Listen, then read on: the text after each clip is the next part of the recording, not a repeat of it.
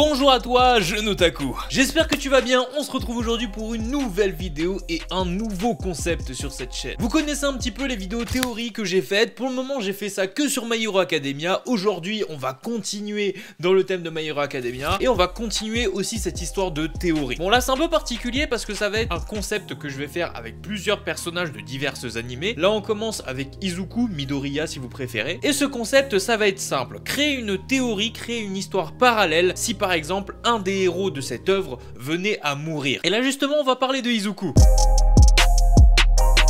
Si Izuku devait mourir les amis, il y a pas mal de choses à dire par rapport à ça. Il faut savoir que Izuku est le détenteur du One for All, le pouvoir se passant d'hôte en hôte. Le One for All permet d'acquérir la puissance des anciens hôtes de ce pouvoir, justement. Il n'a pas été prouvé que la puissance du All for One augmentait d'hôte en hôte, mais bon, il y a quand même beaucoup de signes qui ont montré que effectivement ça augmente. Ce dernier peut être acquis en ingérant l'ADN de l'ancien possesseur. Vous vous rappelez tous de la scène culte de My Hero Academia où vous avez All Might qui donne un brin de cheveux à ingérer à Izuku. Et ce qu'il faut savoir, c'est qu'il faut également que l'autre soit conscient et acquiesce le fait de donner, de céder ce pouvoir à quelqu'un d'autre. C'est d'ailleurs pour ça que Stain, quand il a léché le sang de Midoriya, il n'a pas eu le One for All. Et je me demande aussi si c'est pas parce qu'il avait déjà un alter. Peut-être que tu peux pas cumuler les alters, à part si t'es comme All for One. Et d'ailleurs, c'est pour ça que le One for All est le seul à pouvoir battre le All for One. Car le One for All ne peut pas être cédé comme ça si l'utilisateur n'est pas d'accord. De plus, une fois le transfert fait entre les différents hôtes,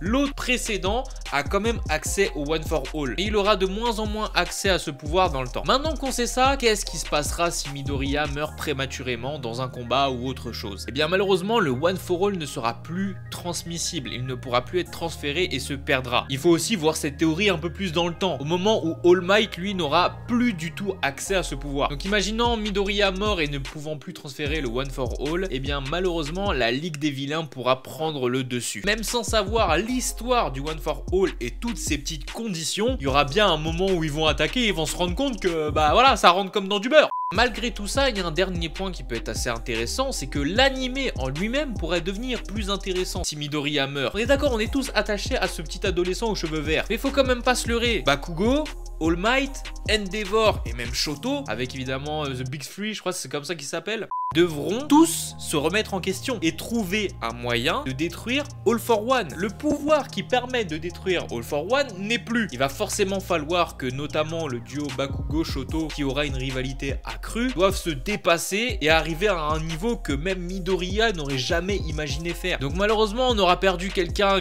dont on s'est attaché pendant plusieurs saisons, mais on pourra avoir une histoire beaucoup plus enrichie. C'est la fin de cette vidéo, mais ne partez pas tout de suite. Déjà, si vous avez kiffé ce concept, n'hésitez pas à lâcher un petit pouce bleu, ça fait toujours plaisir. Ensuite, n'hésitez pas à dire dans les commentaires le prochain personnage qu'on devrait aborder. Ça peut être évidemment un autre animé, ça peut être le même animé mais un autre personnage, n'hésitez pas à me dire. Troisième chose à savoir, c'est que je me base uniquement sur l'animé. Je n'ai vu que l'animé, ce sont mes réflexions personnelles. J'ai aussi regardé quelques réflexions sur Reddit à droite et à gauche, mais tout ce que je vous ai dit aujourd'hui, ce sont des réflexions personnelles qui se base sur l'animé. Donc s'il y a plus de précision dans le manga et que je n'en ai pas parlé, j'en suis désolé, c'est juste que je regarde uniquement l'animé. N'hésitez pas à me follow sur les divers réseaux sociaux, sur TV Time aussi pour savoir les animés ainsi que les séries que je suis en train de suivre, regarder ou même que j'ai arrêté. C'était Mino, j'espère que ça vous aura plu. Et Diana!